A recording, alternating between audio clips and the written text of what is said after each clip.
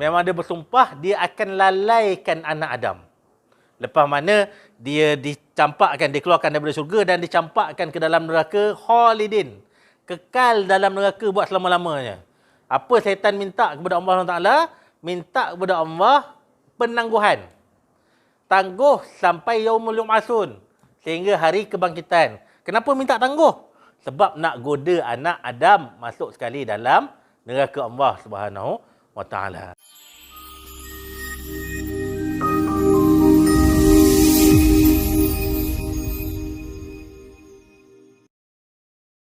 Bismillahirrahmanirrahim. Assalamualaikum warahmatullahi taala wabarakatuh.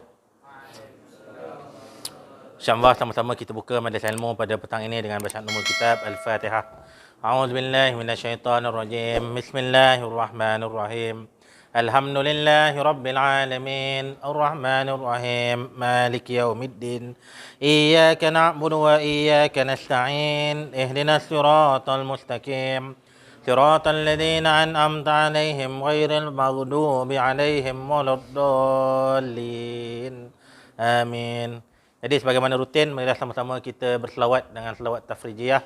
Mudah-mudahan kita akan sentiasa mendapat cinta Nabi SAW dan memudahkan urusan kita di negeri akhirat kelak, insya-Allah. Allahumma amin. Allahumma salli salatan kamilatan wa sallim salaman تمّا على سيدنا محمد الذي تنهل به العقد وتنفرج به الكرب وتقضى به الهوائج وتنال به الرغائب وحسن الهواتم ويستسقى الغمام بوجه الكريم وعلى آله وصحبه في كل لمحة ونفس بعدد كل معلوم لك اللهم صل وسلم وبارك عليه. InsyaAllah nanti kalau kita boleh start awal, kita ulang 3 kali. Ni kita dah lewat. Sekarang Zuhur masuk lambat. Kita selawat sekali. Cuma satu benda yang Ustaz suka ulang-ulang. Kenapa kita sangat digalakkan untuk berselawat? Sebab selawat ni antara amalan yang kalau kita buat dalam keadaan riak pun, tetap dapat pahala. Tetap dapat fadilat. Tu seronoknya selawat ni. Kalau solat, tak boleh. Kena jaga hati. Kena jaga hati. Sebab tu solat sunat. Sunat buat sembunyi-sembunyi. Sunat buat bangun malam, orang tengah tidur, kita bangun solat. Tapi kalau solat fardu, kena buat depan orang. Sebab nak bagi tahu itu fardu. Kalau solat sunat, buat sembunyi-sembunyi, jaga hati. Tak nak bagi solat kita tu riak. Kadang-kadang, bila mana tak ada orang datang rumah, kita rajin solat duha. Tiba-tiba satu hari ada orang datang, kita pun tak buat duha. Tu riak juga tu. Tak naklah buat. Takut-takut nanti kan dia cakap aku ni menunjuk pula. Kuat semayang. Padahal memang rutin dia buat solat duha. Tiba-tiba ada orang datang itu hari, dia tak nak buat. Sepatutnya teruskanlah macam biasa. Ambil masa sekejap, beritahu pada orang sekejap. Saya nak solat duha sekejap. Dan apa-apa amalan lain lah. Apa wirid lepas solat sebagai contoh. Biasa memang lepas solat kita akan wirid. Kita akan sekurang-kurangnya 33, zikir 33, zikir Fatimiyah tu tak pernah lepas. 33 subhanallah, 33 alhamdulillah, 33 Allahu akbar. Tak pernah lepas. Setiap kali habis solat mesti kita akan zikir. Tiba-tiba itu hari kita ada tamu, kita tinggal zikir kita. Tu boleh jadi riak. Jadi saya balik pada selawat. Selawat ini satu amalan yang kita boleh buat dalam keadaan kita nak membangga diri, tak ada masalah. Boleh.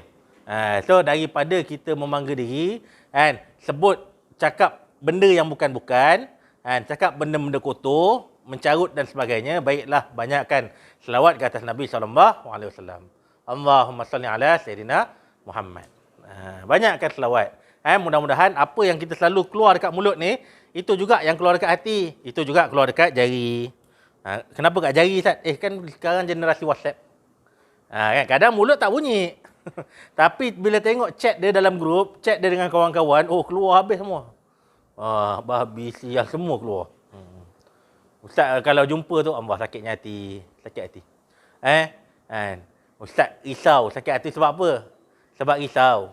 Sebab Ustaz sayang anak-anak murid Ustaz. Pelajar-pelajar Ustaz ni semua sayang.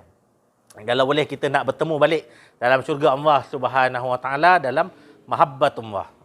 Bukan Ustaz terpaksa pergi cari pula. Mana anak murid Ustaz dulu?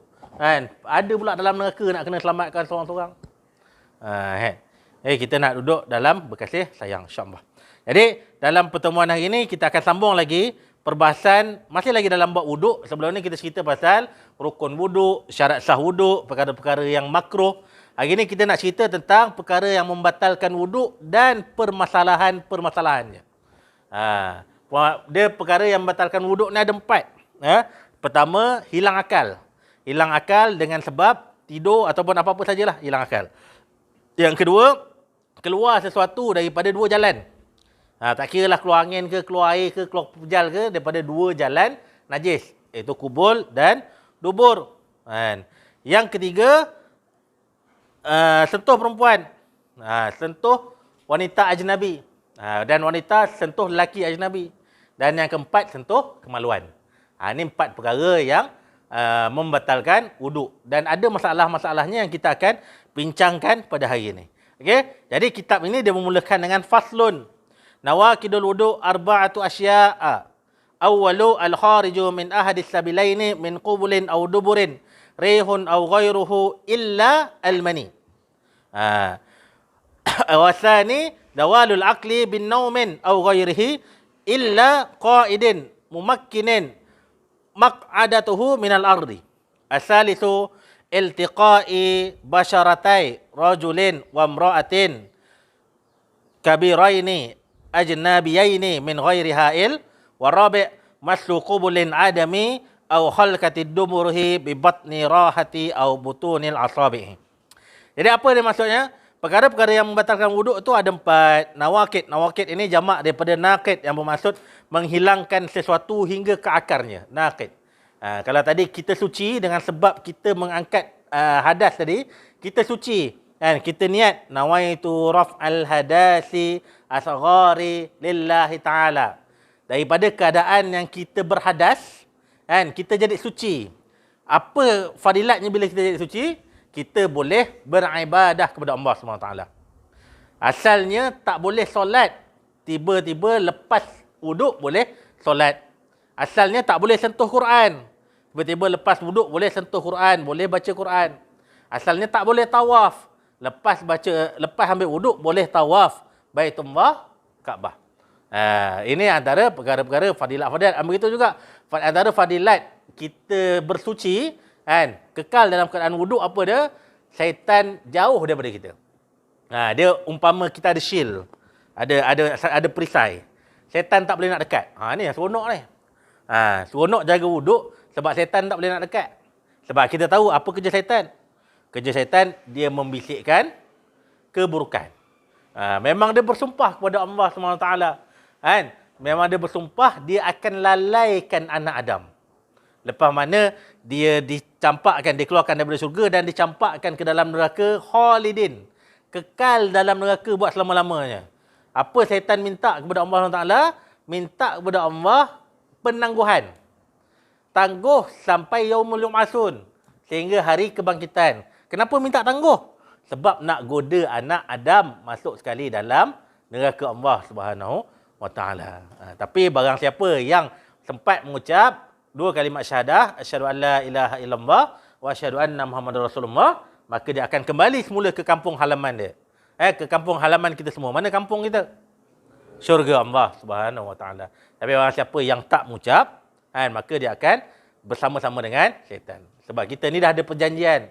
Kita dah ada perjanjian dengan Allah Subhanahu Wa Taala. Apa ayat tu? Katakanlah, adakah aku ni Tuhan kamu? Qalu bala bal syahidna. Kita dah jawab dah. Dah jawab dah ketika mana di alam roh, kita dah ada perjanjian dengan Allah SWT. Adakah kamu terima bahawa aku ni Tuhan kamu? Dan kita dah terima dah, kita cakap, ya, kamu Tuhan aku. Dan kami bersaksi bahawa kamulah Tuhan aku. Tiba-tiba kita cakap, Tak ingat pun Ustaz. Saya berjanji. Ya, betul kamu berjanji. Tapi tak ingat lah Ustaz. Okey, tak payah cerita alam roh lah. Apa baju yang kamu pakai minggu lepas pun kamu tak ingat. Apa nak cerita alam roh? Apa yang kamu makan ketika kamu sambut birthday umur 5 tahun dulu? Pun kamu tak ingat. Kan? Ada sambut birthday tak? Tak tahulah Ustaz ada sambut birthday ke tak. Ayah saya rasa macam jarang-jarang sambut birthday. Pun tak ingat. Keadaan kita keluar, kita lahir tu, kita nangis ke? Pun kita tak ingat. Jadi, kenapa dia beritahu dalam Al-Quran? Nak bagi ingatlah, nak bagi tahu. Dulu, ketika mana di alam roh, kita dah pernah ada perjanjian dengan Allah Subhanahu Wa Taala. Mengaku bahawa Allah itu sebagai Tuhan. Maka kekallah berada di atas muka bumi ini sebagai hamba yang mengaku Allah itu sebagai Tuhan. Itu fungsinya Al-Quran. Datang, terangkan kembali kepada kita akan sifat kejadian kita dulu. Ketika alam roh yang kita terima bahawa Allah itu Tuhan kita. Jadi, bila mana kita duduk atas muka bumi ini, pun terimalah Allah itu sebagai Tuhan kita.